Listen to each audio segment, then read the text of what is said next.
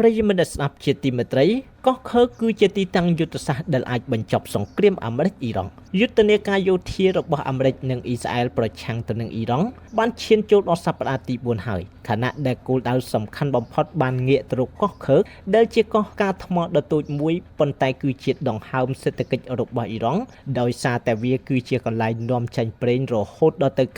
90% នៃប្រទេសទាំងមូលនេះបើយោងតាមការចុះផ្សាយរបស់ Time of Israel នាថ្ងៃទី27ខែមីនាឆ្នាំ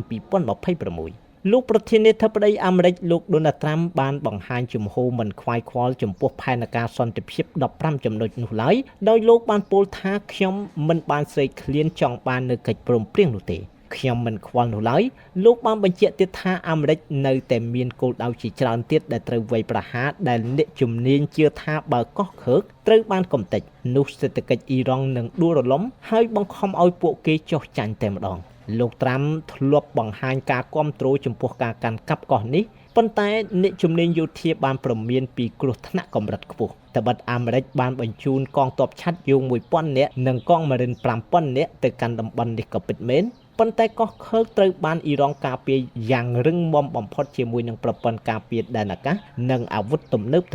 អតីតរដ្ឋមន្ត្រីការពារជាតិអ៊ីស្រាអែលលោកយ៉ូកូលីនបានរៀបរាប់ទៀតថាការវាយលុកតាមទឹកដើម្បីឡើងលើកោះនេះវាគឺជាប្រតិបត្តិការដែលពិបាកបំផុតមួយនៅក្នុងសង្គ្រាមសម័យទំនើបលោកបានបន្ថែមទៀតថាទោះបីជាអាមេរិកគ្រប់គ្រងលើមេឃនិងសមុទ្របានក៏កងទ័ពដែលនៅលើដីនឹងคล้ายទៅជាផ្ទាំងស៊ីបនៃដ្រូនអត្តឃាតនិងគ្រាប់រ៉ុកកែតរបស់អ៊ីរ៉ង់ជាមិនខាន